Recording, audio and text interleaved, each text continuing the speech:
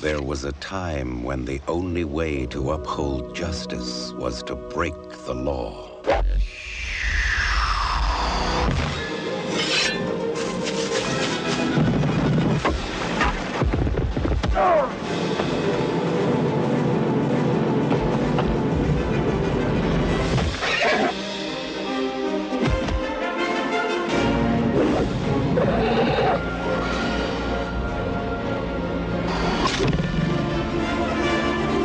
Kevin Costner is Robin Hood, Prince of Thieves.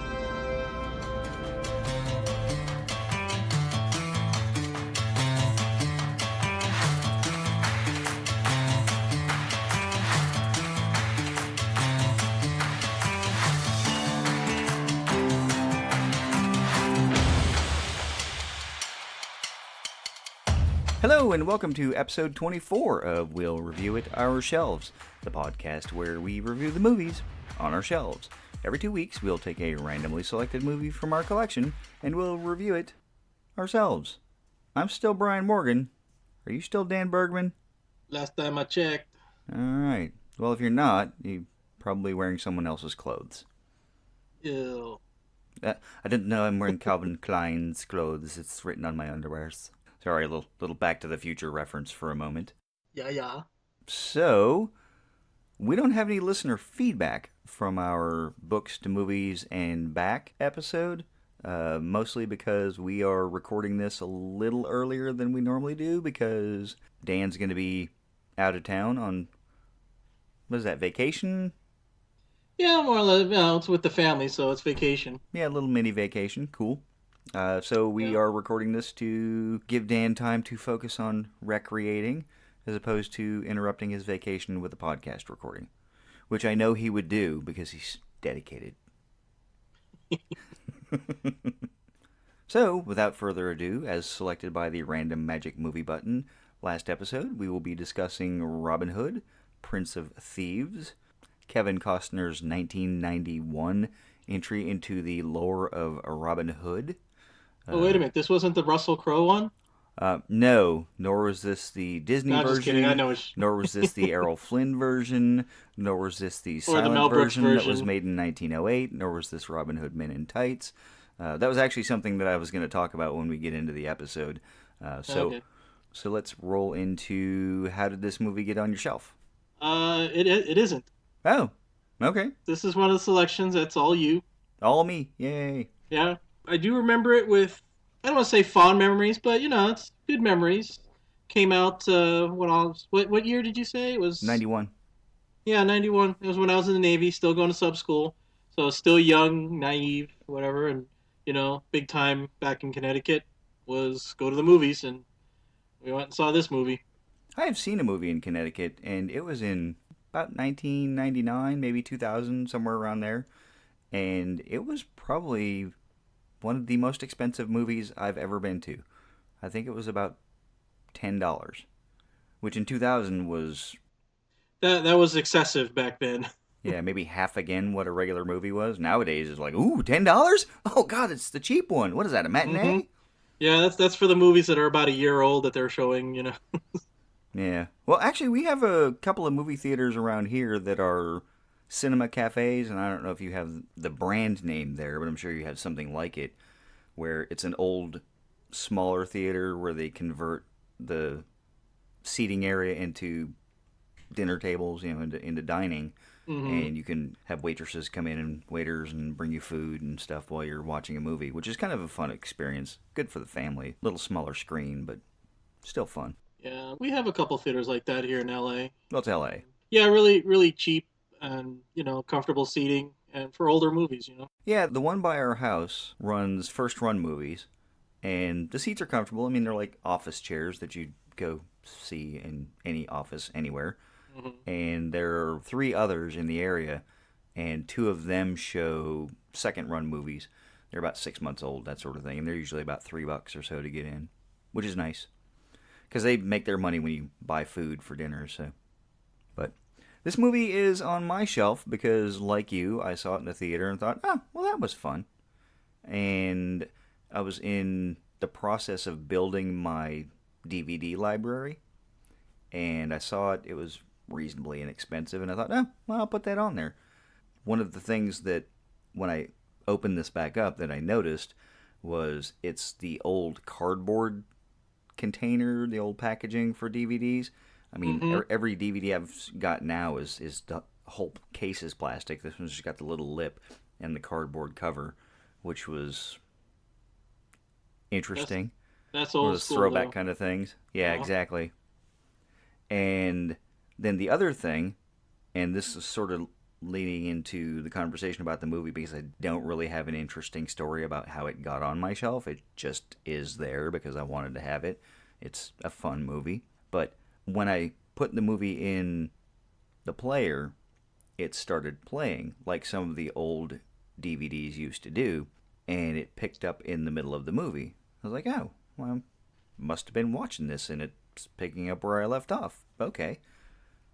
So I'm like, all right, well, let's go back to the beginning. And I went back to the scene selection to try and get to the back of the movie, or back to the beginning of the movie. And I went to scene one, which is the beginning of the movie, one would think. Yeah, let's see where And it this is kept going. starting in the same spot. I was like, what the hell is going on? What's wrong with is my DVD broken? Because I've had DVDs rot or get scratched or something. So I started trying again because that's what you do, right? You have to try again. And after the third try, yeah, I'm stubborn. I realized, wait a minute, is this thing two-sided? So I ejected it, flipped it over, and put it in, and got right to the beginning of the movie. And that's when I realized this DVD is incredibly old because it's two-sided in the same way that Laserdiscs used to be. Mm-hmm. And if you had a really good Laserdisc player, it would just move the laser to the top and play the rest of the disc for you. But I've never seen a DVD player that does that because now they're just all on the same side. Or some of the older ones have the widescreen version on one side and the full screen version on the other.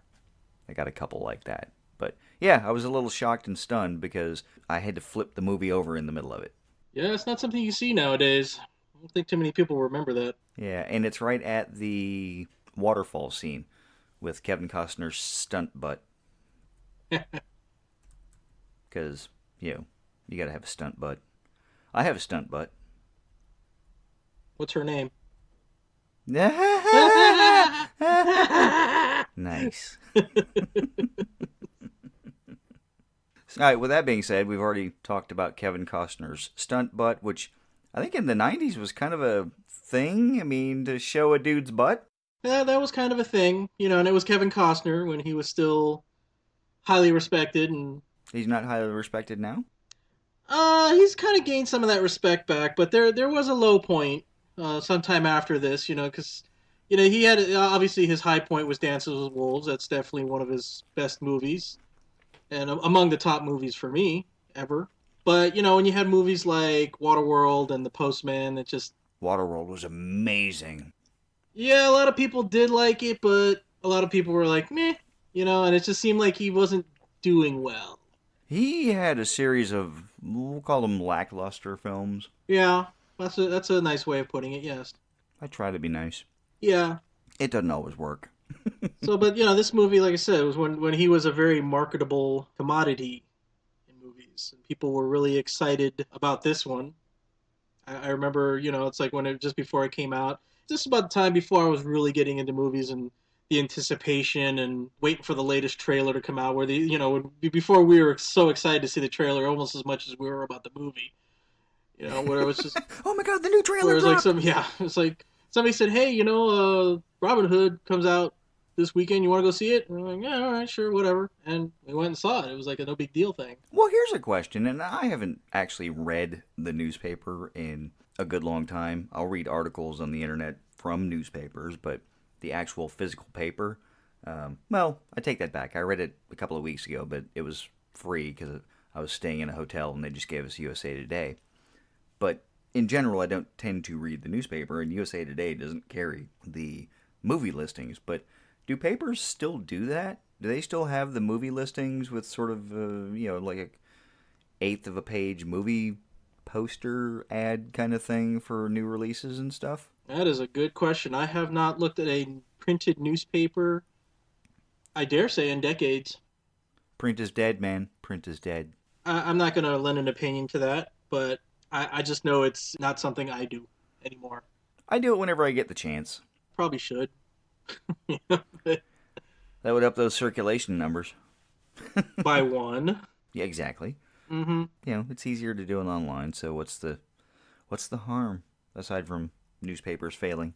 There's that. But it's technology. Well, that's what to say. It's like, you say they're failing, but, film companies fail when digital cameras come out. They just have to evolve.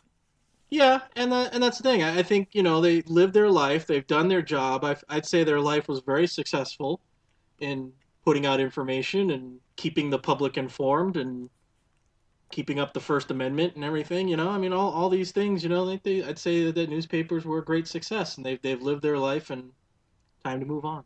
I think they still have some life in them. Not as good as they used to be, but, they're still surviving. Yeah. Again, it's like they may or may not and everything, but I mean, I think the point I was making is that I don't see them as failing. I just see them as just running their course. Fair enough. Well, again, that's evolution. I mean, things change. Yes. They come, they go. Television, the internet. True. The internet. So, Robin Hood. I think by the sentiments that we've discussed so far pertaining to the movie, because it seems like this one we've talked about everything else but the movie. Well, we did talk about the metric butt ton of Robin Hood movies that have been made to a degree, and while I was researching this, it sort of crossed my mind that I know there are a crap ton of Robin Hoods that have been made. I know that there have been television series, and I went to the internet, and quite frankly, I lost count.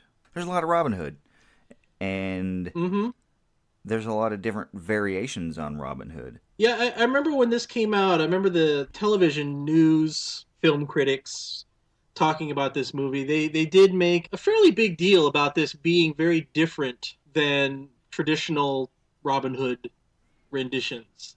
I think most notably, they talked about him being involved in the Crusades, and that was something that was a new addition. I don't think any other Robin Hood had done that before. I don't remember. And that's the thing. I'm not claiming that I'm an expert on the Robin Hood franchise, but I don't ever remember them talking about him being part of the Crusades. So I was like, okay, cool, nice little addition. It adds a different nuance. Yeah, and to actually set it in Jerusalem in the opening and that sort of thing. Mm-hmm. That was a nice touch, kind of the escaping to go back to his home, and what they did there was true, at least what I pictured as far as the era. Have you been to Jerusalem? I have never been to Jerusalem. It's a neat city, and again, seeing it in film and seeing some of the things that have been around for thousands of years, it's always interesting. I took a great tour of the old city. We went to the Wailing Wall. We went to the Church of the Holy, I cannot pronounce the name, but I'm going to say Sepulchre. It's supposed to have, I think, the cave that Jesus was buried in, and there's also the spot where Jesus was supposed to have been crucified. We went there. We went to the border so that you could look over into Bethlehem, because that's in Palestinian-held territory, and obviously we weren't going there. But yeah, it was a really cool tour, and to see it on the screen, much the same way that I spoke about Florence when we talked on our last episode. We mentioned Hannibal briefly, even though we didn't talk about it. The same thing with the White Cliffs. When Robin finally gets back to England, I've seen those cliffs. We cruised through the English Channel on our way elsewhere, and it's fun to see those things when you've seen them yourself. Like, oh, I've been there. Yeah, that is pretty cool. I will attest to that. Not the exact same locations that you've mentioned, but yeah, I mean, I live in Los Angeles, where there's a plethora of filming locations, and it's kind of neat to walk down a particular street and say, wow, so-and-so was here. I'm walking on the same concrete that so-and-so walked on. That is kind of neat. Well, Christy is from Chicago, or that neck of the woods, and we went to my in-laws' place, and we were there for about a week or so. And we went down to the city, hopped on one of the double-decker tour buses, and we were riding around town, and it just so happened to be while they were filming Transformers Revenge of the Fallen. So when we drove by, we saw Optimus Prime, and we saw whatever the race cars were. I mean, they were using NASCAR cars. I don't recall the names of the robots. We didn't see Bumblebee. I was kind of sad about that. But I know it's a silly question, but you are talking them in car form. Yes, yeah. Yeah, it was kind of sad because the driver of the Optimus Prime truck had actually pulled the black curtain and was talking to one of the stunt guys or director or whoever. And I was like, oh, damn it, Optimus Prime isn't real. My illusions are shattered. yeah, there's that. But back to Robin Hood. And I think, again, like you said, this is kind of spoiling to the end of where this is probably going to go on my shelf. Obviously, you don't own it, so it's not going to go anywhere on your shelf. Unless you pick it up in a bargain bin or something, in which case it'll go in general population. Let's move on. Well, thanks for spoiling it for everybody else. I will say this is not my favorite version of Robin Hood. When we did Alice in Wonderland, we talked about Disney's, we'll call it a dry spell. But the 1973 Disney Robin Hood is one of my personal favorites. And it's a musical, so, there's that. But what I want to talk about this movie is some of the details that people don't normally talk about, because when I was doing research, everybody talks about Kevin Costner and how he couldn't affect an English accent. In fact, it got to the point, according to the internet, which makes it true, right?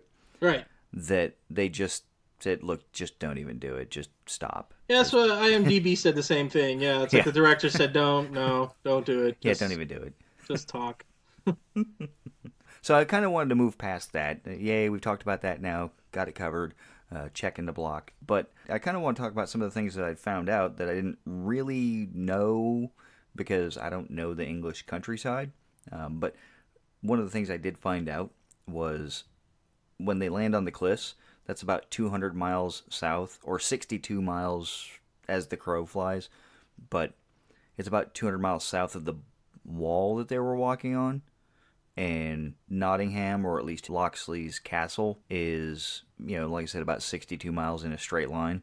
Mm-hmm. So there's no way that they could be there to have dinner with his father, as he said when they got off the boat. And also, they took the long way because they had to go north to get to the wall and then south to get to the house. So it was kind of one of those like, it's English countryside. Look at this. Yay, English countryside. Yeah, they're walking and they're there. That's, yeah. unless you're geeks like us who look at those details, everybody else is just watching. It's like, oh, they're walking and then they're there. And yeah. It wasn't that big of a detail. I didn't really care until I found out. And I said, oh, well, that's kind of funny.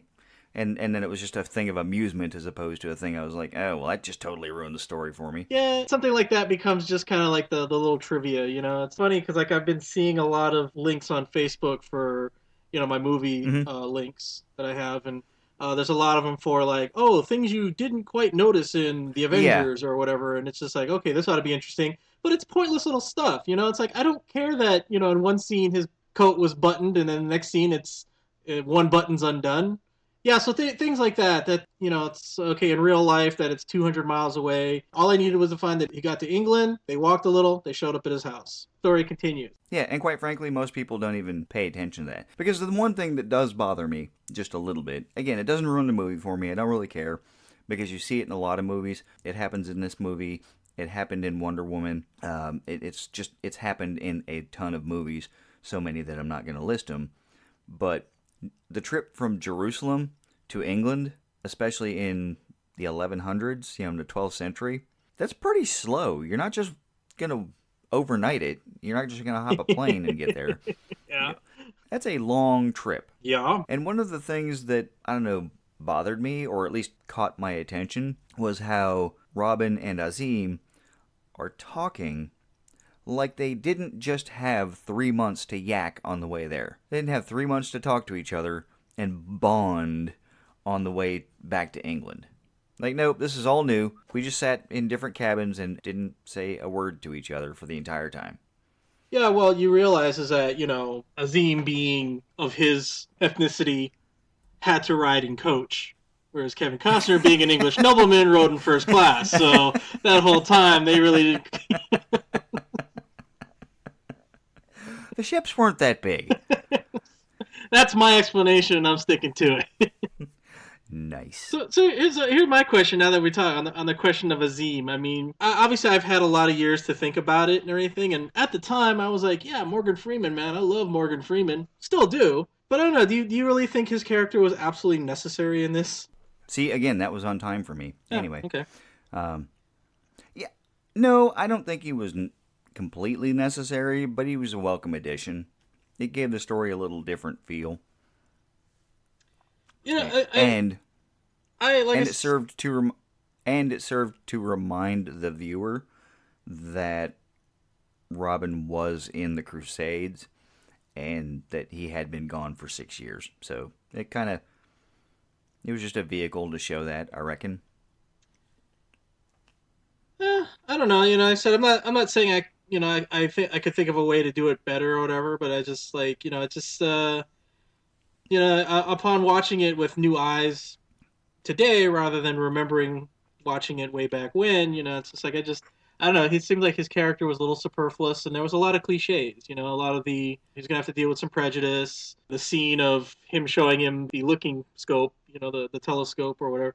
It's like we're I still laugh at that. Yeah, I don't anymore because it's such a cliche now. It's like to show them something like that, and then they're like, "Oh, what? That's so weird." And I'm like, "No, it's like because I've showed something to people who have no idea what it is, and I've never seen that kind of a naive reaction to new technology."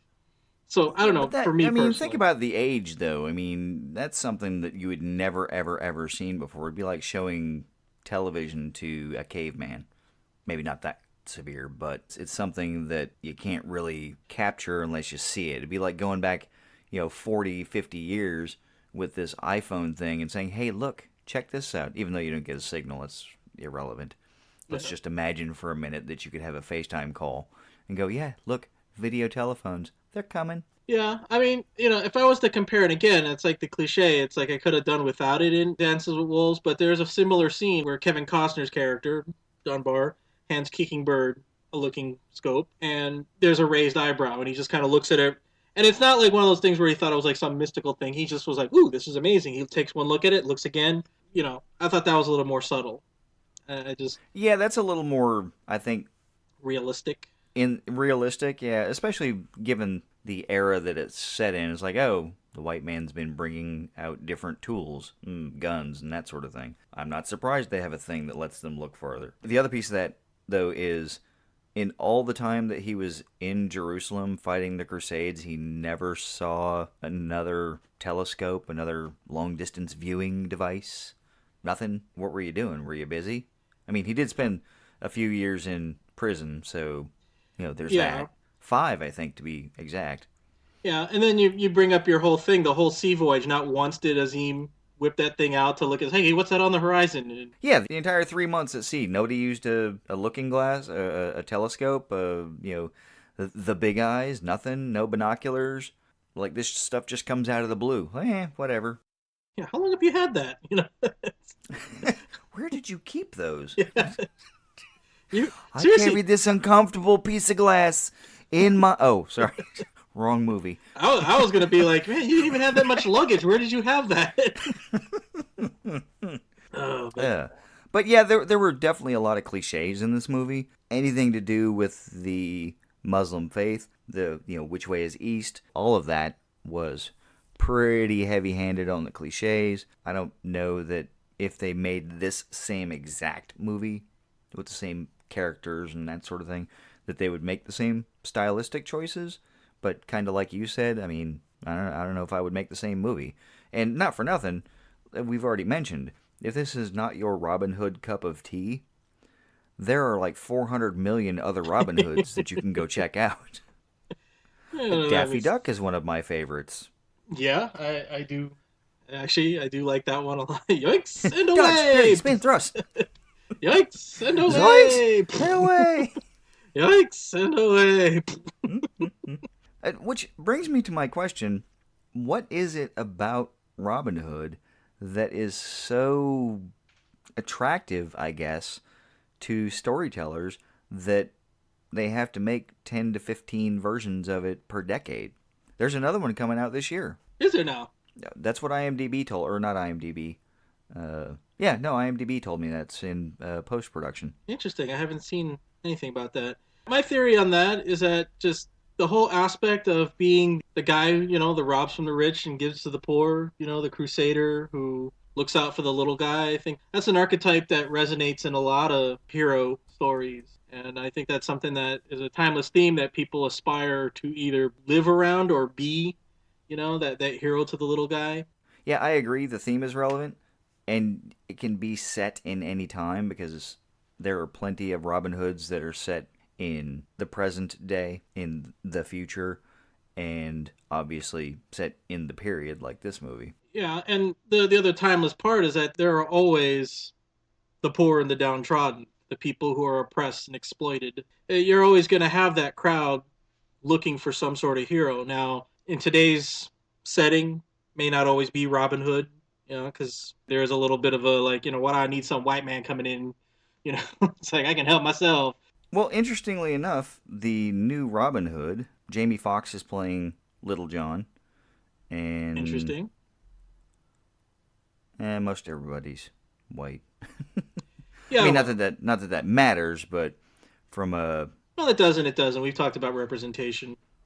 And that's what I was going to say. From a representation standpoint, it matters, but the tale of Robin Hood is English in the 1100s, and let's face it, most of the people in England in the 1100s were pretty white, except for, obviously, the Moor that came along with Robin Hood from Jerusalem. Anywho, the Painted Man! Did God paint you? I did like that, though. That scene. That was an endearing scene. And especially when he doesn't really say, your God, my God. Well, it did seem like he emphasized Allah.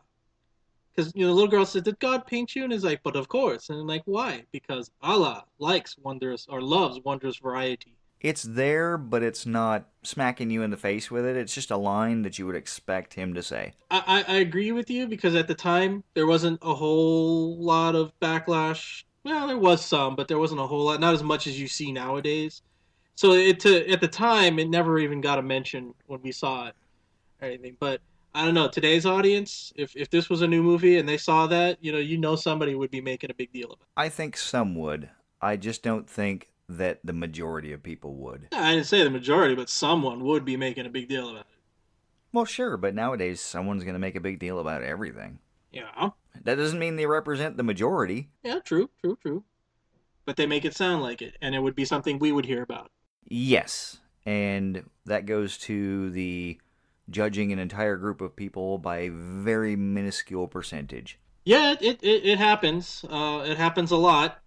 I don't know if it happens any more than it used to, but we definitely hear about it a lot more. Yeah, I think that's the biggest thing, is the internet has given everyone a voice. And a bullhorn. Yes, absolutely. But that's one of the points of this movie, though, is by bringing Morgan Freeman's character, by bringing Azim in, especially when Duncan finds out that he's a Moor, he has that almost visceral reaction, like, ah, you're a Moor!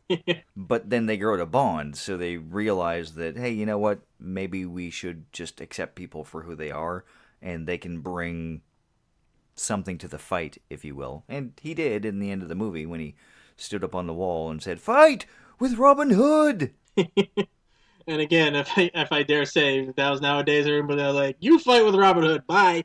I gotta go. Not listen to you. I could get hurt. Yeah, so he did inspire the crowd with his differentness and used that to tell them, look, I'm not one of you and I'm fighting. So it goes to that whole thing, accepting difference. The other part is the subplot with Will Scarlett, which is a variation on the Robin Hood story of making Will Scarlett his brother. Well, rather his half-brother. Right. But that was also about learning to overcome your past history, I guess.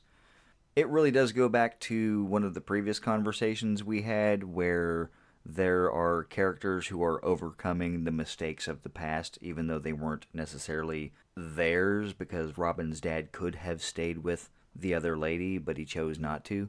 It was at the behest, or whiny behest, if you will, of a younger Robin who was less mature, but apparently life mistakes come back to haunt you in every movie 20 some odd years later. Yes, yes. I don't know, did you like that part? I mean, as a twist on the story? Because I'm not terribly familiar with the Robin Hood legend. Yeah, I'm no expert on Robin Hood. So I really, it was like kind of a twist, and I was like, oh, okay. And again, it wasn't one of those like kind of twists. It was like, oh, dun dun dun. Okay. All right. Oh, yeah. Yeah. Okay. He's his brother. That's why he's so pissed. It's like I get it. Got it. Rock All on. right. Continue. I would be mad too. Yeah. I had a chance to have some money and a life of relative luxury in this crap hole with crappy dental care. Yeah, again, it's not like one of those things that like, Luke, I'm your father moments, it's Yeah, no. There was no build up. I mean, there was, but it wasn't like Darth Vader revealing he was Luke's father, that sort of thing. So I made the comment about dental care because that was one of the things that I did find, I guess, a little more seemingly realistic in the movie. And I think that was one of the things that they advertised it to be in the 90s, if I recall correctly. It was a little more true to the era, to a degree. Now, let me caveat that with to a degree. But, like Guy Gisborne, when you first see him, his grill is just all messed up. It's just all yellow and brown, and just, I'm sure, if they could have made some missing, they would have done that too.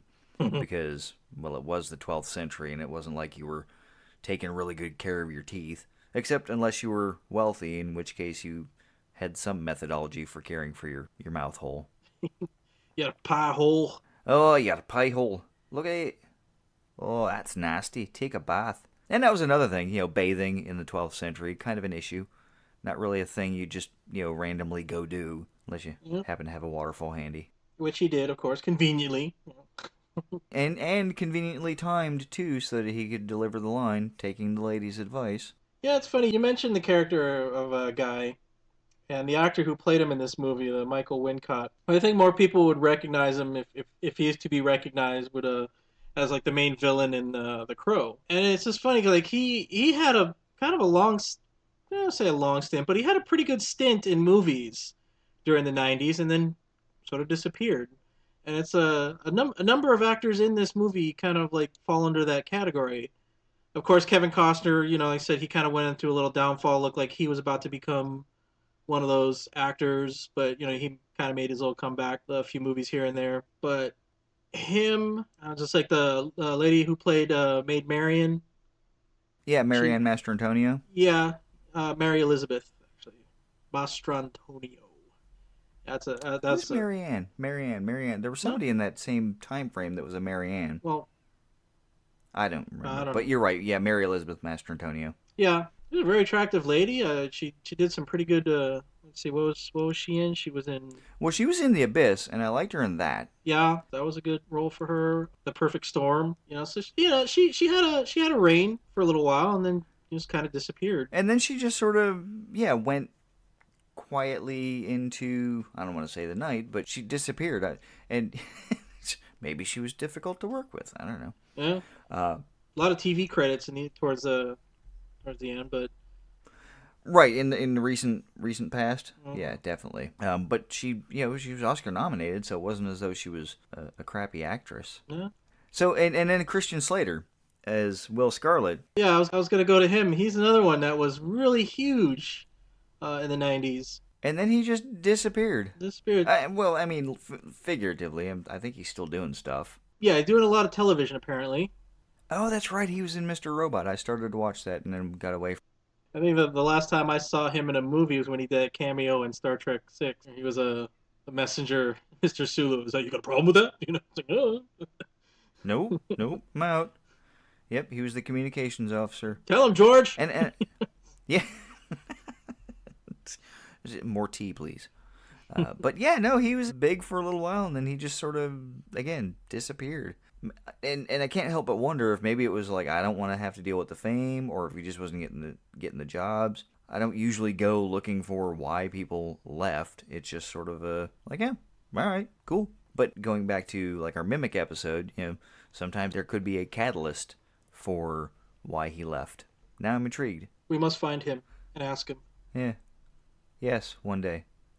But yeah, so as I was going through the IMDb prior to the recording, actually, I guess you could call it during the movie. Might have been when I flipped it over. But I was trying to remember who played Robin's dad, and that was Brian Blessed. I don't know if you remember him. He was in a lot of different things. He's a great character actor that you have seen in a bunch of movies. He was in King Lear, and it was apparently the Toast of London. So I've heard. Again, different movie reference. But he was in Flash Gordon as Prince Voltine. Yes. Oh, God, I loved him in that role. Yeah, I didn't realize it was the same guy. That was, a couple of decades later, and this movie's, 30 years old? Just about, 27 years old, actually. So, but yeah, he was in Phantom Menace. Yeah. And I found that out. I was like, oh, hey, really? Yeah, he was, for our listeners, he was the voice of Boss Nass. He was in the Disney version of Tarzan, Clayton. Yeah, so he's done a lot of stuff, and I actually thought he was somebody else for a minute. So I had to go look it up. And then when I followed the rabbit trail of his movie credits on IMDb, I was pleasantly surprised to see all of the things that he has been in. Yeah, he definitely fits a description of that guy who was in that thing. Yes, absolutely. And then there was that guy that played the Sheriff of Nottingham. I seem to recall seeing him in a movie or two. A few. Did he ever get knighted? I don't think he was. Was he Sir Alan Rickman? No? I don't think so. I don't know. If he wasn't, that's a travesty. He should have been. Yes, I agree. I love him in stuff. For me, if I was going to remember anything of this movie, it was his portrayal. And one of my friends, when going through sub school with him and everything, I think he best described this movie that it's just one of those offhand comments he made about this movie that just stuck in my head, and it's a memory that it's just like this whole movie is just the sheriff having a bad week. Yes, absolutely. I guess he was offered the role 3 times, and he turned it down every single time until they said, fine, you can do what you want with it. You can be whatever sheriff you want to be.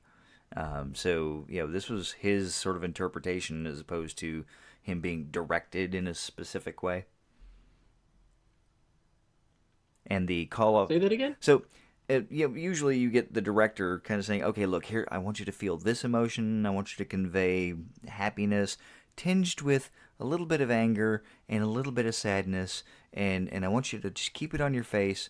No, this was him acting however he wanted to act as his interpretation of the Sheriff of Nottingham. At least, again, that's what the internet says, and it was an interview with him, so I suppose it's true. This was Alan Rickman's version of the Sheriff of Nottingham, not somebody telling him how to be the Sheriff of Nottingham. Hey, and you know what? If you're going to do that with any actor, I don't think you're going to find very few people who could have done it as good or better. Yeah, and this was very early in his film career in major movies, because really the biggest thing that he was noticed for was Die Hard, and that was only 3 years prior too. And then as he went along, he was in other movies, but he is one of those guys that gets into the character. Yeah, he really had the greatest role, I think, for him as an actor, a self-aware character, so to say, is his role in Galaxy Quest. Yeah, I love him in that. But he was a lot of fun in this movie because he was so over the top when you would expect, if you're,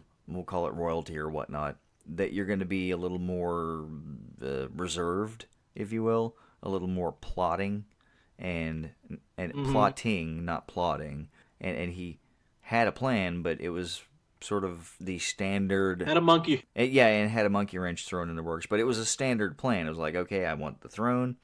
I'm going to pay the people that will support me, and I'm going to get the throne. It was pretty simple. He pulled it off, I think. I mean, he was the best part of this whole movie. Yeah, Which, that's the thing though. It's like, yeah, very simple plot, not a whole lot of nuances or anything, which just was the whole movie, really.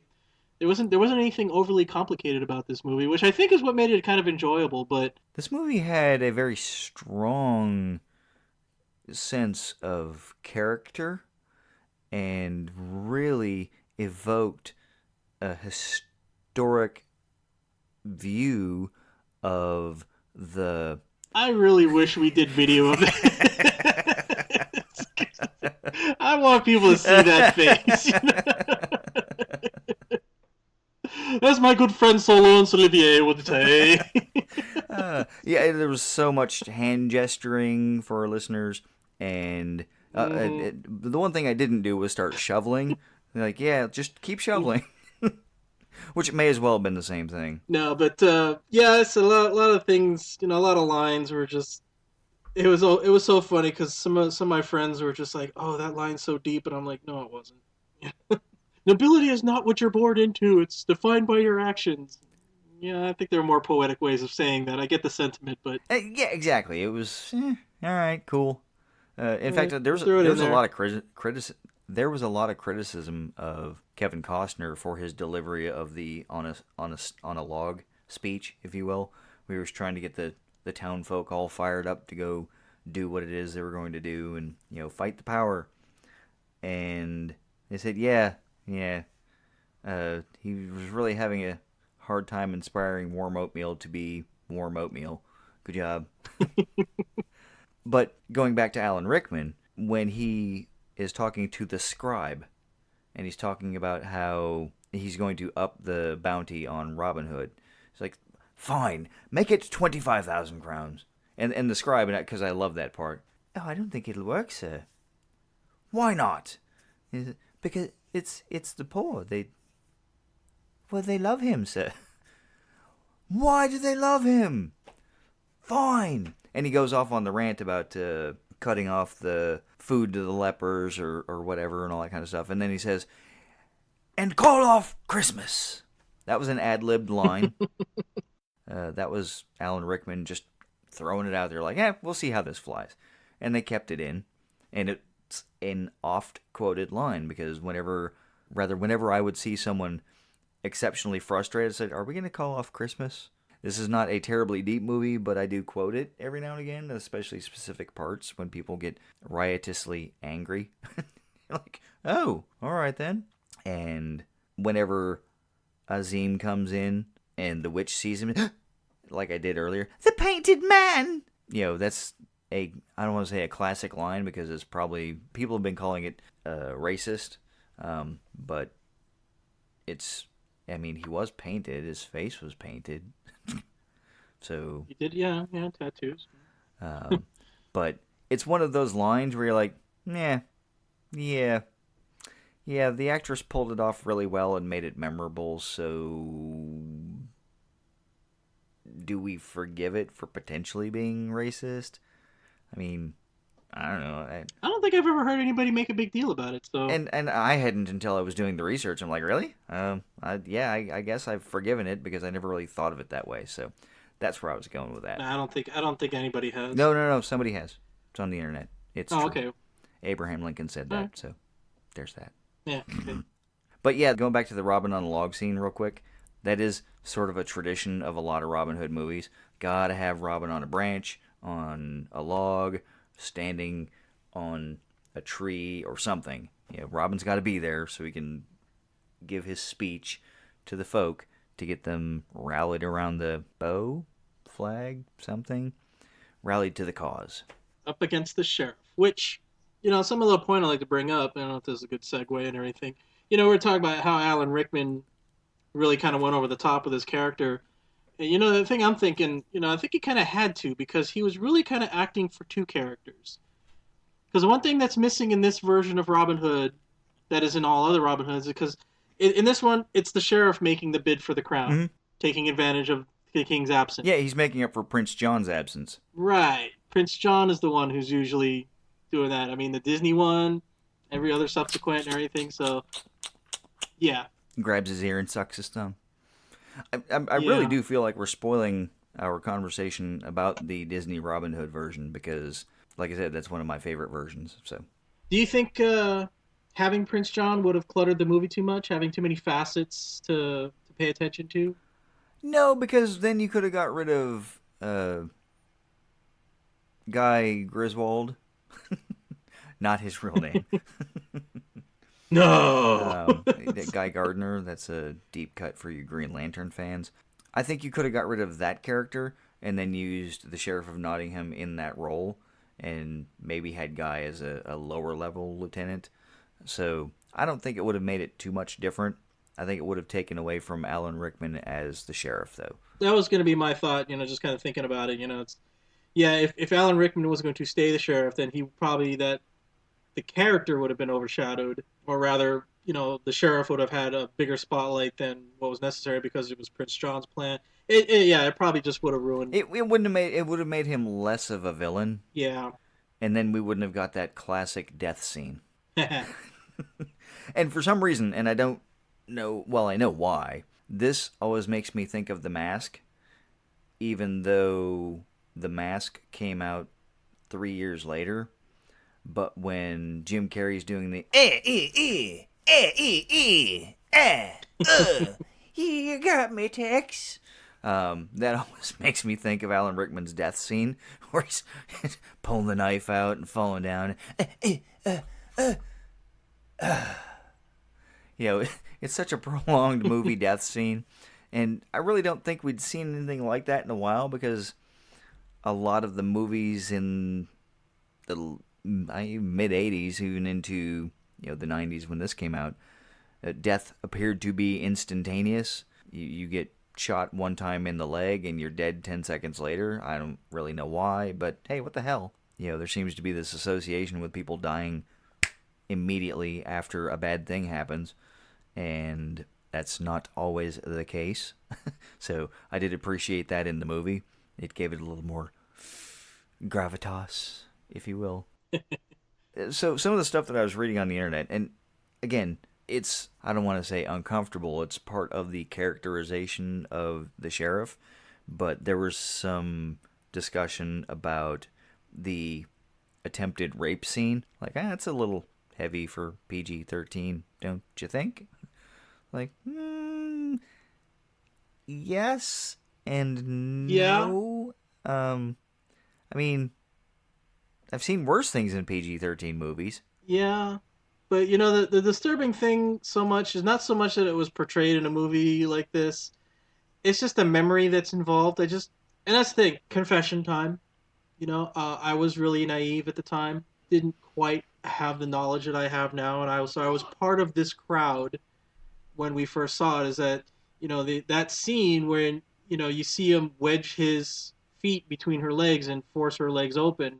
Mm-hmm. We all thought that was kind of comical. We all had a laugh at that, and then looking back, and I'm like, I don't know if I would have laughed at that today. Yeah, I mean, looking at that scene now, it's uncomfortable. I mean, obviously very uncomfortable. But the sensibilities of 1991, the way they shot the scene, was so exaggerated that it made it almost unrealistic. Sort of, again, to borrow a phrase, comic booky, if you will, where it was not a thing you could actually see happening. Like, oh, that's not the way it would, this would happen or whatnot. So it minimized it from the story, but it's still in there to say that this is a really bad guy, and it in the end justifies the death that he gets, where Robin was merciful to Guy at the beginning. He was perfectly willing to kill him in the end because that's what the character deserved.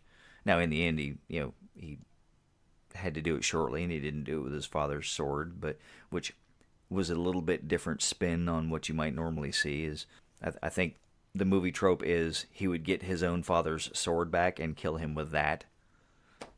Yeah, but I think this one was a little bit closer to justice, if you really want to think about it, because he did it with the knife that Maid Marian had given him. So it was almost like she. Oh, it was that poetic circle. Yeah, that was the whole reason for the foreshadowing of that dagger in the first place. And again, if you want to make things light, then you say, "Oh, all is well with the world," because evil was punished, good prevailed. Yes, Yay, good. But as Dark Helmet said, good will never beat evil because good is dumb. Yes. And Spaceballs comes back, which is Mel Brooks, which is Robin Hood Men in Tights. And I, unlike other actors, can affect an English accent. I will say that the scar that the sheriff got, because they even tell you that this is over a period of 4 to 5 months or whatnot, that Robin Hood has been out robbing from the rich and giving to the poor. The scar healed quite cleanly, and given the medical level of knowledge at the time, the medical capabilities, that must have been one exquisitely skilled seamstress, because she sewed that thing together and it was just a slim little line. There was no swelling, no little bumps. I mean, I have when I was a kid, I had my spleen removed, and I have a scar that runs from about my waist up to right below my sternum, and I've had it for 30 years, and I tell you, it is nowhere near as thin as that thing. So, and I had a skilled surgeon. You know, it's funny, totally unrelated to the movie, but kind of along what you're saying. One thing my sister and I have in common is we both had abdominal surgeries, but she had hers back in the 70s, and I had mine in the 2000s. I had my gallbladder and appendix removed, and my gallbladder was taken out laparoscopically, so I got these nice, neat little puncture marks that hardly scarred. They were glued shut, no stitches. They were glued shut. So no, these tiny little scars and everything. She looked at that and she's like, "Wow, you had the same surgery I did, and you got these nice little things. I look like a victim of shark attack." God bless the technology! Yay! Yeah. Let's hear it for medical improvements. That's pretty impressive. Yay, medicine! Yeah, so it was just a thing that I noticed because it was a running gag throughout the movie where they had drawn the stitches on the statue, and that statue came back again as the battering ram. Again, even if I remembered watching this movie in the first place, I would not have been shocked that he got stabbed with the dagger, that they used the statue as a battering ram, and that Azim was going to kill the witch. That was pretty much Samuel Morse called and said, "Hey, spell this out for me using these dots and dashes." Pretty well telegraphed. Yeah. But the other thing about this that I didn't really care for, because it was a significant deviation from the Robin Hood story, although I didn't mind the pieces parts, especially since I've already said I run around saying it all. The painted man! Was there really a need for the witch? For him to be, I don't know if he was a Satanist, but I mean, he had the upside down cross. Well, it's like back in those days, witches were seen as servants of Satan and everything. So yeah, that had to be there. Yeah, but she was a pretty good soothsayer, sayer of sooth, fortune teller. She spit in she cut her hand, spit in that thing, and said, "Oh, Richard's coming back." Yeah, he's portending the return of the lion. And I don't know if she was, in touch with France and, had some people that knew some things, but I mean, she called it. Oh, that's that sort of ability back in that day. That was unnatural. That was unholy. That was the work of Satan. So, and for the sheriff to associate with that made him even more evil. In fact, you know what? It's funny you do that, because when I was typing my notes, I actually tried to write out evil so that I could say it just like that, so that it would remind me to do that. Kind of going off subject or anything. Remember that meme I made?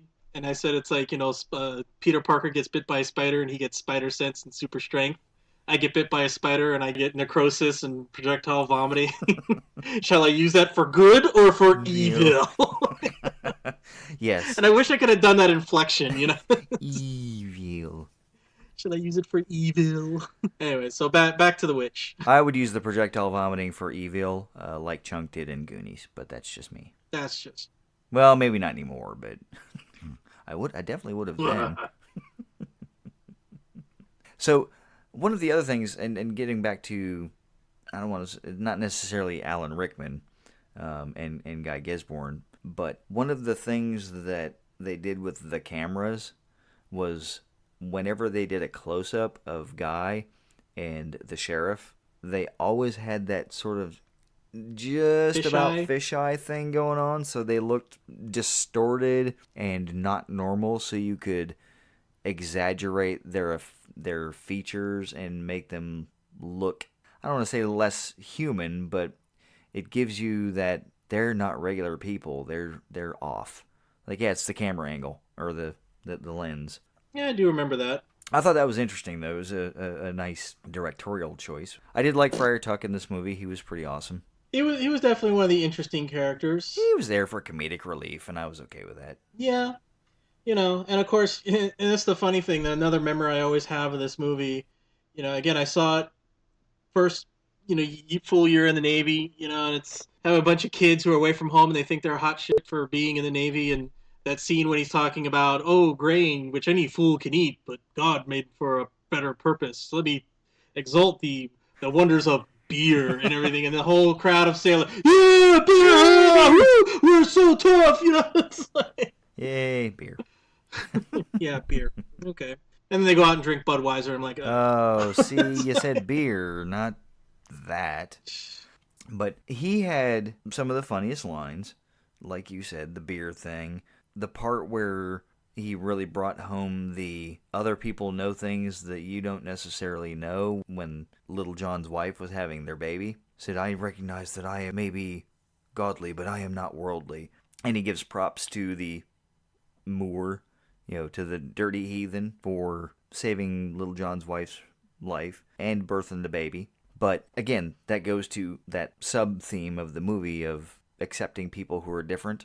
Maybe just a little bit. Just a wee. And that was another thing. I mean, Morgan Freeman didn't have to have an English accent because he wasn't English. Most of the other actors had accents.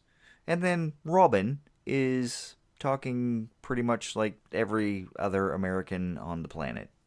It's just, it's like, it really does hammer that home when you hear the other accents. And even Christian Slater, his accent was no better. But because he had such a small part in the movie, except for, the I'm your brother bits. But he disappeared for about 40 minutes. After he got shot in the hand, it was like... He went and sulked. Yeah, but you didn't see him until it was time for him to say something. It would have been nice to have him at least in the background doing something, reminding you that he's still there. Because when he shows back up, I knew he was going to, but it's kind of like, oh, yeah, that's right, he does come back, doesn't he? It's like Maid Marian. She disappeared for, 3 days in the middle of the movie. And I don't mean, literally 3 days, but it felt like she had been gone forever, and then suddenly she's tromping through the woods with her handmaiden, trying to find Robin, and you're like, oh, yeah, you're in this movie too. Cool. All right, got it. I did kind of forget for a minute. Oh, yeah. Yeah, that's right. We got to have the love story. You got to have that in there. And, I mean, I bought the love story. There were some people that I've heard say she hadn't seen him in how long, and then she suddenly just fell in love with him. Well, he's Robin Hood, I mean... Yeah. I mean, she saw that he was doing something with his life after the fact. It makes me think of that scene when they're showing Robin Hood. He's Robin from the Rich, and he goes up to that maiden in the carriage and everything, and he's like, "Oh, my lady, a woman of your beauty does not need little trinkets to, and he steals her ring, and she smiles like, ooh, and a man. She's, oh yeah, someone like us did that, just like, get away from me, creep. True. True. See, and that's the thing. That's Robin Hood. He can do that. Yeah, he is suave and debonair. And beautiful, and mysterious. And women want him, and men want to be him, So yes. So, yeah, she hasn't seen him in months. She falls in love with him. Yeah, it happens.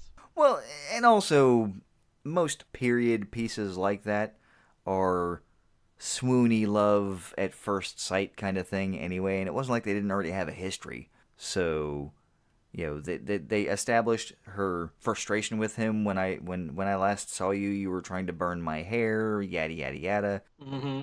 That's how you showed affection when you were younger. You pulled the hair.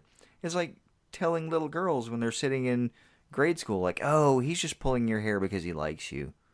Really? He's being an asshole because he likes you. He's insulting me because he likes me? Yeah, that's how they do Yeah, that. boys will be boys, you know. Yeah. But I think the movie did as well as it could, did a decent job of establishing that they had a history. And you already know Robin Hood and Maid Marian are going to fall in love, so I don't understand why people necessarily had an issue with how fast it happened in the movie. Like, oh, boom, saw him naked, saw that stunt button, now she's, in LOVE, love. Amazing that she was able to fall in love with her lady in waiting as such, being such a Badinsky. Well, her lady in waiting was looking at stunt butt, too. She was like, oh. And, little silly, stereotypical farm dude was like, no, don't look, don't look, and all that kind of crap. So that was one of the things that did kind of bother me, was the two bumbling merry men, I guess, when they took Maid Marian and her handmaiden to Robin Hood, were like, I'll take the one on the left. Which one's the left? And he holds up his right hand, like, really? You gotta play the dumb country, bumpkin stereotype? That's exactly what they're gonna do, because again, it's this movie. yeah. This movie touched all the stereotypes. Yay, movie. And people bought it. I mean, Well, yeah. I mean, it did decent at the box office. It probably did more in DVD sales, even though you still had to flip that stupid thing over. Well, it is available on Blu-ray, isn't I it? don't even know. I suppose. I'm sure. But, at the time, Sure. DVD was still new, so most people weren't thinking about the fact that you had to flip it over. They were thinking, oh, I'm getting this on VHS. Yeah.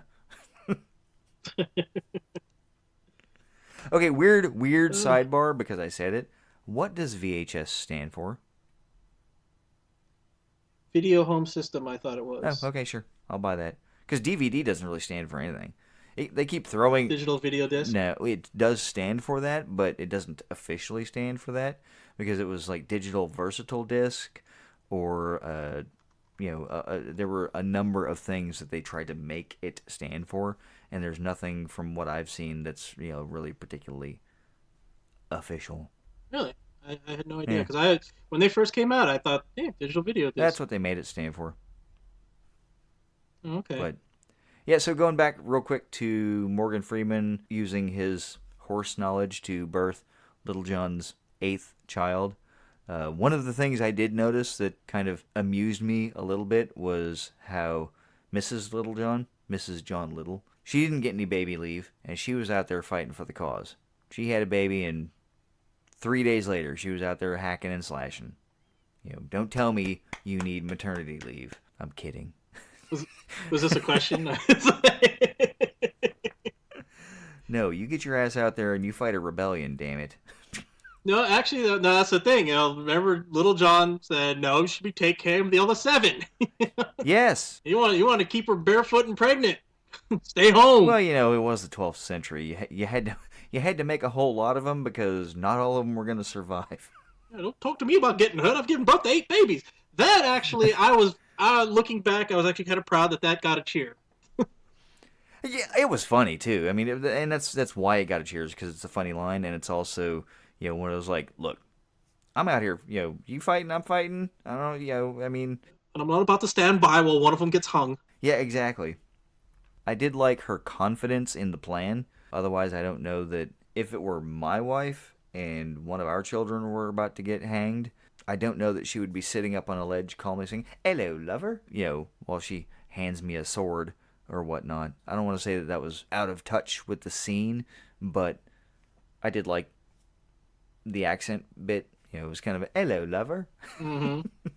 Well, they did seem to jump emotions a little bit, because now it's like, and then once the fighting starts, she's holding Little John like, oh, is this gonna, what's happening, Yeah, you mean there were emotions? Yeah, And speaking of emotions, being a little out of place, the whole thing when Christian Slater launched him over the wall with a catapult. Oh, F me, he cleared it. Yeah, he cleared it. That seemed a little out of place. I mean, it's like, Oh, you know why that was out of place? Why? Because it was an ad-libbed line that they decided to leave in the movie. Oh, okay, yeah. See, that makes sense. Yeah, very, very appropriate for the times. The 90s, I mean, Yeah. Well, yeah, we'll put that in there to be all right. Yeah, why not? The crowd will love it. Yeah, it'll be great. Well, what they really loved was at the very end of the movie when Sean Bloody Connery showed up. Yes, that always got a cheer. I saw, 3 times in the movie theater, and all 3 times people cheered. You saw this 3 times in the movie theater? Were you bored? Well, yeah, I was in Connecticut, going Oh, to yeah, sub fair enough. school. There, I'm from And Los this came out in Angeles. December, so it was cold. Yeah, taking a taxi. Well, the first time I saw it with one group of friends, and then I saw it with another, and then the third time was just like, yeah, let's go see it. Okay, got nothing else better to do. We were still too young to drink, so we couldn't go out to the bars or anything. So yeah, we went to the movies. Yeah, well, fair enough. I did it even when I was old enough to drink, so as you know, because we did a lot of that in the mid-90s, so yeah, just to bring it back to other people that are in the movie, Brian Blessed, Robin's father, whom we've already spoke of, he's playing Friar Tuck in a release of Robin Hood called, or in a version of Robin Hood called Robin Hood the Rebellion that is releasing this year. I don't know if it's being released in wide release or if it's just a thing that's going to be in like the UK or something. I'm not absolutely certain. But yep. So I'll investigate. So again, it goes back to what we talked about earlier. Robin Hood is an oft retold story by that title or by other versions of the same theme. It's pretty popular because the new Robin Hood, the one that's coming out this year, looks like it's along the lines of A Knight's Tale and that sort of hipster kind of look, but it's also supposed to be gritty.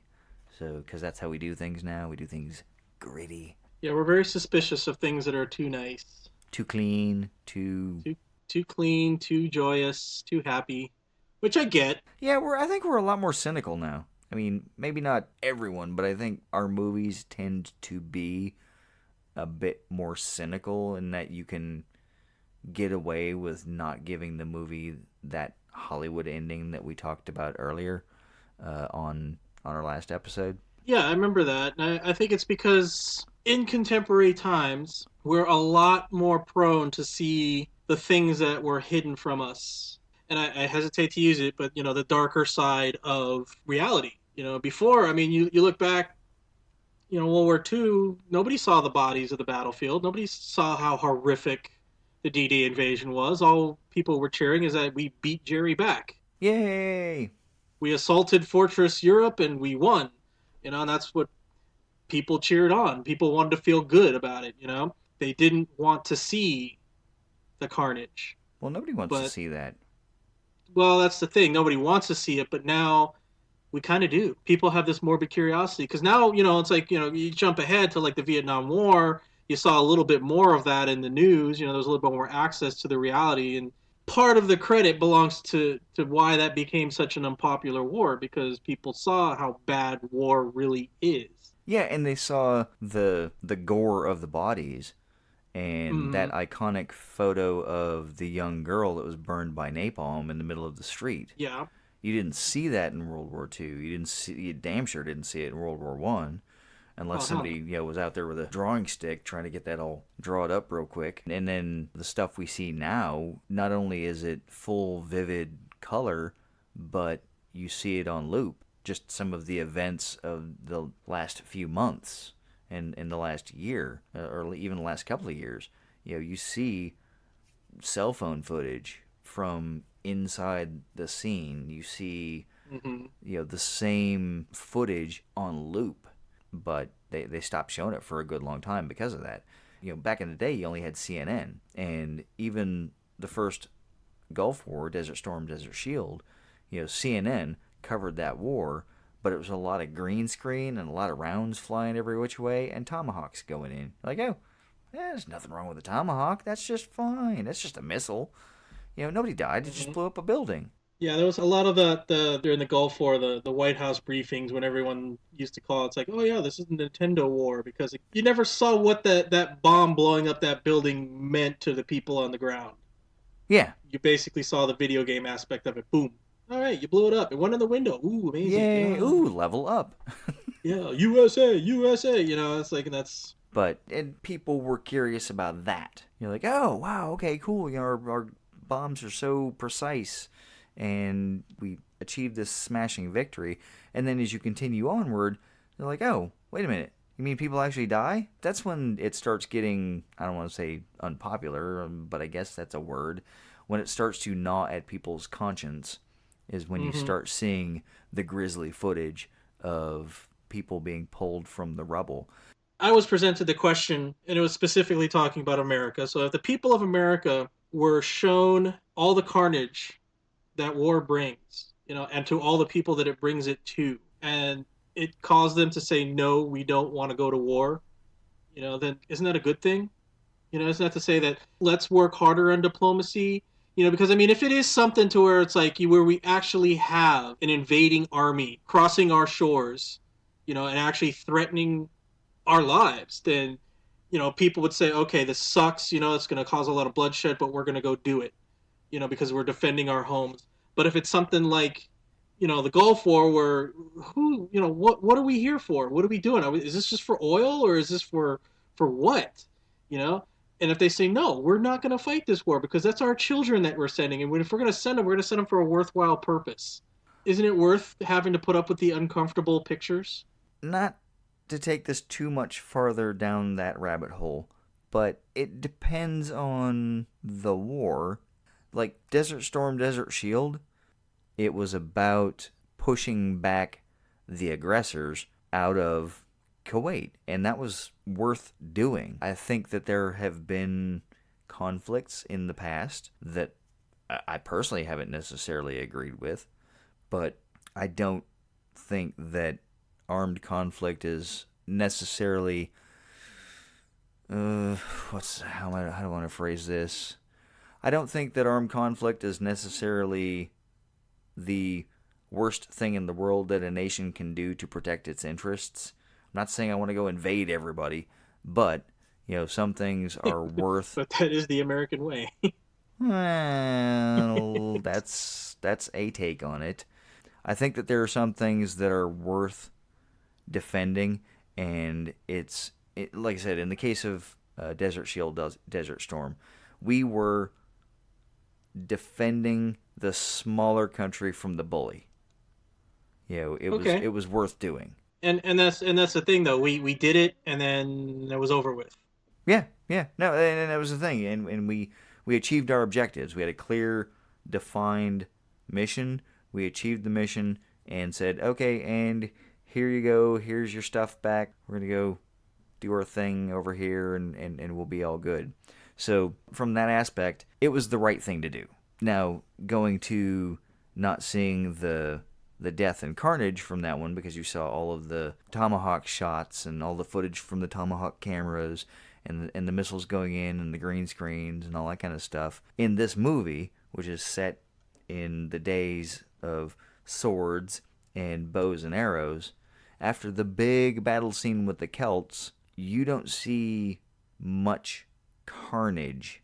You don't see much of the aftermath of that, except for some graves. And that's about it. You don't really see bodies laying around. It was very nicely cleaned up, yes. Yeah. You don't see parts of bodies laying around. You just see little humps of dirt. And that's kind of what to bring it back around, coming out of this rabbit hole. It's like, and that's why, like, this movie, I don't think would have been as much of a hit today as it was back in the 90s. Because as I started, saying when we first entered this rabbit hole, is that, we have so much more access to, for lack of a better term, the truth. We've seen that there is a darker side to just about everything. And I don't think Hollywood audiences really buy something as neatly tied up. They cleaned up one arrow and they're dead, Mm-hmm. Or just even that, where it's like, they get hit with one arrow and they're dead. Yeah. That's the funny thing. When I watch movies like Robin Hood, or even go even further, movies like Gladiator, what do they call it, the sword and sandal type movies. Yeah. Being a veteran paramedic who very familiar with various, if not numerous, kinds of traumatic injuries, and seeing what people have lived through, it's very difficult to watch movies like this and to see the guy get shot, with an arrow and be like, oh, and he's dead. And I'm like, that wasn't even a lethal shot. It's like, what did he hit? He got winged in the arm. But at the same time, too, is like, I can't look at a movie and say, like, whether it be an arrow or a gunshot to the leg, which we used to say, oh, that was a non-lethal shot. He's only wounded. But no, that can be a lethal shot, and that can kill people, which kind of reference another movie, was it Black Hawk Down? He was shot in the leg, hit the femoral artery, that ultimately killed him. Mm-hmm. That is true. I have seen that. So yeah, a movie like this where everything's all nice and neat and everything, it's difficult for me if you know too much. Yeah, it does make it a little harder to push the I believe button, but again, it's that movie magic. So one of the things that I also noticed about this movie, and many others of its ilk, is when that sword is ran across the body or rubbed across the belly, you don't see any blood. You don't see any entrails. You don't even really see the fabric get cut. It's like you got hit with a sword. Or, almost like you got hit with the flat of the sword. I'm about to say, it's a gut punch, basically, and he went down for it. And now you're dead. Oh, okay. Not dead yet. Hush up, you'll be stone dead in a moment. Yeah, I'm getting better. No. But a lot of movies do that, so again, you just kind of roll with it. And I like it, though, when you actually have a movie that portrays, like, again, the gut slice and shows a lot of blood and a lot of entrails falling out, and everyone's like, oh, that was so over the top. Was that necessary? And like, well, that's how it really works, so yes. That's how it would look, It's like, why is everybody getting on Quentin Tarantino about the blood and gore and everything, Because I don't want to see that in my movies. Which, kind of, again, side note, sorry. This is kind of one of those things, though, about the subject was violence in movies and what's appropriate for kids. And it's movies like this where the violence is cleaned up, neatly packed away, very sterile, and we say, yeah, very appropriate for kids. Or at least 13 and above. And they grow up thinking that, yeah, it's all nice and tidy. They don't get a real sense of what violence brings and the consequences it involves. Whereas something like Saving Private Ryan, which is very true and I dare say respectful, but very honest about what violence brings. I agree. And we don't want kids to see that. We want to protect them from that. And I'd say, to me, that's so backwards. I understand that young kids are not emotionally equipped to handle such imagery, but at the same time, I don't believe in if you're not going to show them the true violence, and I don't think they should see the cartoon violence. Because I think, was it at this discussion, showing True Lies? You had a very cartoon-type violence involved in that movie with Arnold Schwarzenegger. And they said, yeah, I'll let my kid watch that. No, if you're not going to show him Private Ryan, if he's not equipped to handle Private Ryan, he's not equipped to handle the cartoon violence either. Yeah, because you're not making that distinction. You're just thinking that it's not a big deal. Yeah, it's like shooting an AK-47 into a crowd and nobody gets hurt in that movie. No, I don't want my kid growing up thinking that. I want him to know that there are consequences to shooting an AK-47 into a crowd and that you do not want to do that. What goes up must come down. And so, there's my soapbox. Yeah. Well, thank you for that. Oh, lovely soapbox. Interestingly enough, not from a firearms safety standpoint, but from a firearms safety standpoint, the scene where Robin is asking the kid if he can fire with a distraction, and he tickles his ear with the fletching of his arrow, and then he pulls out the arrow and Marion blows in his ear. What kind of range safety have you got going on there where that thing almost kills an innocent bystander on the other side? He's but a peasant. Way to go, Sir Robin of Locksley. Way to go. Way to be concerned about your people. Because when he gets his lands back, and at the end of the movie, when Richard the Lionhearted comes back, and I'm sure he got a knighthood out of it, he's getting his lands. He's getting the Locksley properties. He's probably merging with the House of Dubois to get their lands because they're all married and stuff, and that's how that works. So, what are you trying to kill your people for? These are your serfs, if that's the appropriate word, right? In your little fiefdom. I don't know if serfs apply to Western Europe. I thought it was an Eastern European thing. I can't remember. I don't know, but he had a little fiefdom right there. Yeah. Like, I didn't vote for you. And you knew he was royalty because, he did have crap nobility on him, so, yeah.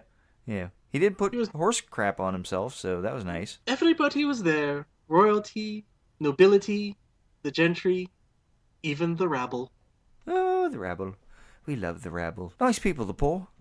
Haven't got 2 nickels to rub together, but that's because they're poor. What was that from? That was Robin Hood in Time Bandits. Nice. I am so glad you brought that up. Because talk about dark and gritty. That was dark and gritty. Yeah, one of my favorite renditions of Robin Hood as well. That's on the list. Thank you very much. Thank you very, very, very, very much. Yeah, so I mean, there wasn't really much else I wanted to talk about on this movie. I know this is weird, and that's a really weird segue, but I think we went some really, really different places than I expected to go. But that actually covers just about everything that I had really researched. That being that. So, did this movie stand up on a rewatch? I think we've already sort of covered that. I mean, it was pretty much the same movie for me that it was 27 years ago. You're like, eh. Well, like I said, I do watch it with different eyes. I don't enjoy certain parts of it as much as I did. But it's a movie I do rewatch, but it's like I gotta let some time go in between rewatches. Yeah, this is something that I could go, 5 or 6 years and go, I guess I want to watch that. Because I'll be honest, I haven't opened this thing up in probably about that length of time, 5 or 6 years, maybe even more. Because like I said, I'd completely forgotten I had to flip it over because it occasionally shows up on insert movie channel here or on television. And I just like, oh yeah, okay, I guess I could watch the rest of this because that's usually how it works. So, for me, yes, there were some parts that I kind of found slightly uncomfortable now that maybe I didn't then, but overall it was an okay movie. It was an okay movie 27 years ago. It's an okay movie now. Where it belongs on my shelf, I don't want to say smack in the middle of general population. I would actually put it kind of a little behind that. Not that it's not a decent movie, but if I'm comparing it to all the other movies that I own, it's like, yeah, I own it because I probably bought it on sale or something and thought, I need to have this in here because this movie's aight, until I get a little more picky about the movies that I purchased. So, slightly to the ass end of general population. So, final question before we wrap things up. Who do you think pulled it off better? Sean Connery or Patrick Stewart? I like them both individually in their parts, but I will say Patrick Stewart's made me happier. I mean, I like Sean Connery, but I think Patrick Stewart's was like, oh my god, that's hilarious. And especially after seeing him as ever so solemn and serious Jean-Luc Picard, that was a nice switch up. Yeah, I think I would have to mirror your words. So, yeah. Actually, there was one last thing that I wanted to say about this movie, and I think that it's worth saying because it was probably the best thing that came out of this movie, and that was the Bryan Adams song, Everything I Do It For You. It wouldn't have existed. Well, maybe it would have, but this is the movie that gave that song legs. And back when songs would stay on top of the charts for 17, 18 weeks at a time, before being replaced by something else. So, and I cared a great deal for this song. So I think, again, from the nostalgic sense, that's part of what makes this movie worth watching for me. I enjoy the song, and you can kind of hear the strains of it throughout the entire movie as they sort of build more and more onto that song, that musical structure, until at the end of the movie they're playing it in the rescue scene, and then they play the song through the closing credits. So I don't think we could discuss this movie completely unless we mentioned that song. Okay. That's just me. So, we have moved past listener feedback, and now it is time to hit the random magic movie generator button and find out what our next movie is. I wait with bated breath. All right, here we go. Dan's pick. Dan's pick.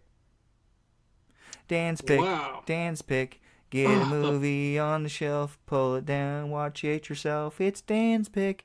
Dan's pick. I just wrote that. Okay, well then, let's see. I've got some things in mind that I kind of want to discuss. So, I don't like hogging the entire spotlight, so I'll present you with a choice. Do you want something sci-fi, something drama, or something that is kind of outrageous that you probably wouldn't watch if it wasn't for this podcast? There's a part of me that wants to select that third option, but I'm going to pick sci-fi just because I want to. Okay, then Probably because it's Oscar times, and I'm very happy that it was selected for as a nominee for visual effects. I think I really want to talk about it because it is fresh in my mind, and I really enjoyed the franchise. I'm going to pick War of the Planet of the Apes. Okay.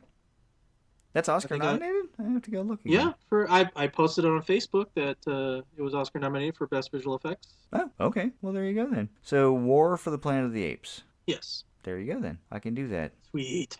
Yeah, that'd be cool. I haven't actually seen that, and well, I'll save that for the podcast. Yeah. All right. So, if you have any interesting comments about Robin Hood, Prince of Thieves, you can put them on our Podbean page. You can put them on our Facebook page. You can email us at WRIOS2016MR@gmail.com. It's also in the show notes, so all this stuff is available there, and it's just a hyperlink away. You can also, as I introduced, I guess, on our last episode, if you want to record a voice message and email it to us, we will play it on the show and say hi and all that kind of cool stuff. And yeah, those are all the different ways you can contact us. We will see you in 2 weeks with War for the Planet of the Apes, or colloquially, Dan's Pick. Do you have a movie-themed outro for us there, Mr. Man? Because it's dull, it'll hurt more.